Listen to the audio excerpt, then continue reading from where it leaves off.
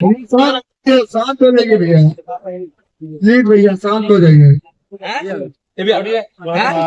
जी अपना पूरा परिचय बता दीजिए। नाम प्रवीण काशी है, अखिल भारतीय रिक्शा चालक यूनियन का मैं अध्यक्ष।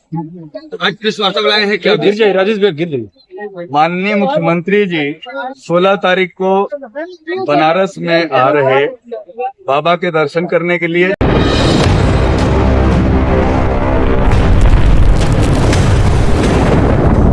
जैसा कि हमें सूचना मिला तो हम लोगों ने ये तय किया है कि जो बात हमारे डीएम साहब, कमिश्नर साहब या जो सौरभ श्रीवास्तव जी ने नहीं सुना, उस बात को हम लोग 16 तारीख को टोटो चालक अपने पूरे परिवार के साथ, बच्चों के साथ, माँ बाप के साथ, अपनी पत्नी के साथ, भाई के साथ यहाँ पे आएगा। क्योंकि टोटो चालक अकेले नहीं परेशान है, वो इसकी वजह से उसका पूरा परिवार परेशान है।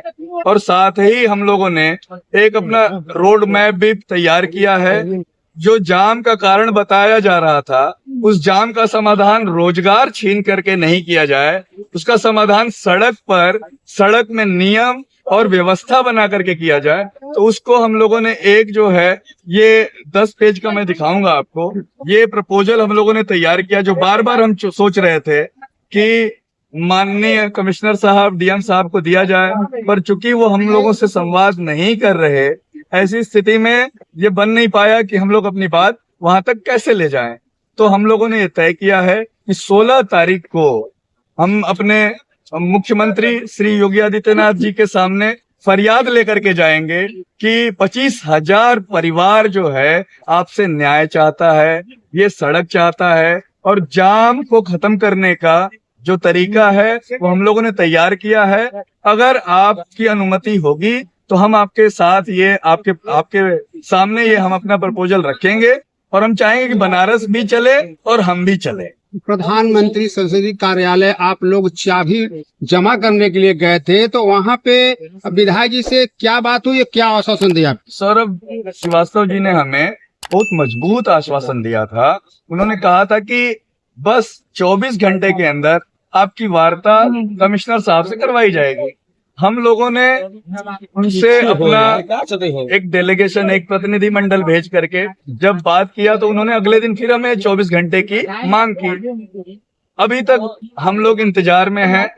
माननीय विधायक जी ने जो हमसे आश्वासन हमें दिया था, अभी भी ई रिक्शा चालक एक जो है इंतजार कर रहा है, पर उनके यहाँ से कोई जवाब नहीं आया कि वो घड़ी कौन सी है, वो समय कौन सा है जब इन ई रिक्शा चालकों को न्याय मिलेगा, जब इनकी फरियाद सुनी जाएगी।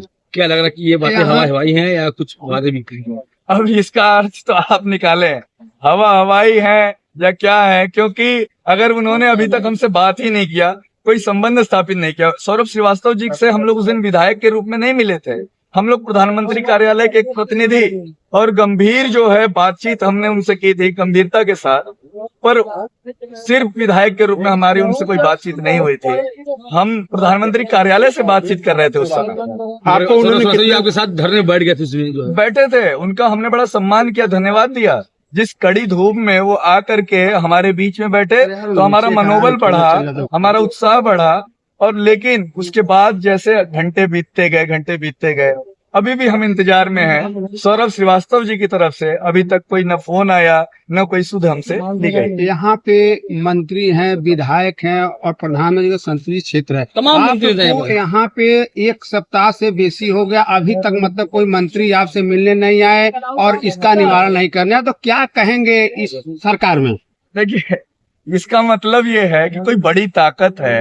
अगर विधायक जी को नहीं सुन रहे कमिश्नर साहब, या कमिश्नर साहब जो हमारा प्रस्ताव भी नहीं सुन रहे, तो इसके पीछे हमें लगता है कोई बड़ा कारण है। जैसा सुनने में आ रहा है बार बार कि कोई बजाज उदय करके कोई कंपनी इलेक्ट्रिक, वो जो है हमारा ई रिक्शा जो है नहीं चलने देना चाहती, और कुछ 200 बस का एक मालिक आया हुआ है, हमें नहीं मालूम कि वो मालिक साहब इलेक्ट्रिक बस है, एसी बस, वो चाहते हैं कि यहाँ पर जितने भी पर्यटक आते हैं उनकी कमाई वो खुद करें, यहाँ का गरीब जो है अपना रोजी रोटी न चलाए। क्योंकि आप जानते हैं ये ई रिक्शा हमारे माननीय प्रधानमंत्री जी ने शुरू किया हमें रोजी रोटी देने के लिए। और मैं दोबारा कहूंगा, पर्यावरण की बात कर रहे थे, शुद्ध वायु प्रदूषण और ध्वनि प्रदूषण मुक्त बनारस बनाने के लिए।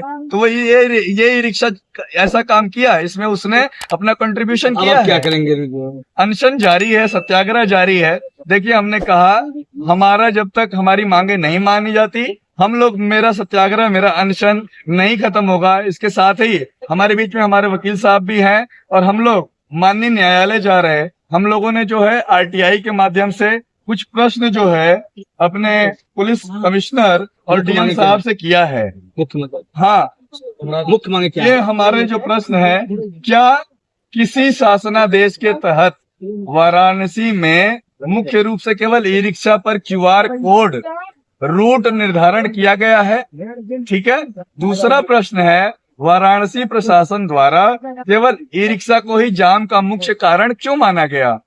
तीसरा कारण है, क्या वाराणसी प्रशासन द्वारा ई रिक्शा चालकों को प्रशिक्षण कभी दिया गया है और क्या वाराणसी में इनको निर्धारित स्टैंड दिया गया? पांचवा, क्योंकि इसका हम लोग बहुत बड़ा राजस्व देते हैं, हम लोग न्याय चाहते हैं। हम लोग हम यहाँ की जनता हैं, हम न्याय चाहते हैं। हमारे बच्चों की फीस, इस ई रिक्शा के 95% से ज्यादा ई रिक्शा जो है लोन पर है, इसकी किस्त जो है नहीं जा रही। 25,000 लोग की रोजी रोटी छीन ली गई। एक भैया ने कहा एक झटके में 25,000 परिवारों का रोजी रोटी। 25,000 लोग के पीछे 25,000 परिवार है, हर परिवार में 5 लोग है, करीब 1.5 लाख लोग वहां पे। और हर जगह पे जहां वो पंचर की दुकान है, मैकेनिक की दुकान है, वहां भी 4-5 लोग काम करते हैं। ऐसे 10,000 परिवार। मुख्यमंत्री ने बोला है क्या? हम माननीय मुख्यमंत्री जी से 16 तारीख को जाएंगे, पूरी फरियाद लेकर के। बच्चे, बूढ़े, घर में जितने सदस्य हैं वो सब यहाँ आएंगे। हम लोग देश का झंडा लेके माननीय मुख्यमंत्री जी के सामने हम न्याय का गुहार लगाएंगे और हम लोग इंतजार करेंगे, क्योंकि माननीय मुख्यमंत्री जी न्याय प्रिय हैं और वो जो है गरीब जनता की बात सुनते हैं। हमें भरोसा है कि माननीय मुख्यमंत्री जी हमारे साथ हमारा न्याय करेंगे। एक बड़ा प्रश्न जी, कि अब जब से आप हड़ताल पर बैठे हैं, जनता जो है अपने आप को बहुत खुश नसीब समझ रही है कि मतलब जो है अब जाम मुक्त हो गया है। हाँ। लेकिन साथ में जो है डीएम साहब ने क्यूआर कोड के माध्यम से चलाने की बात की।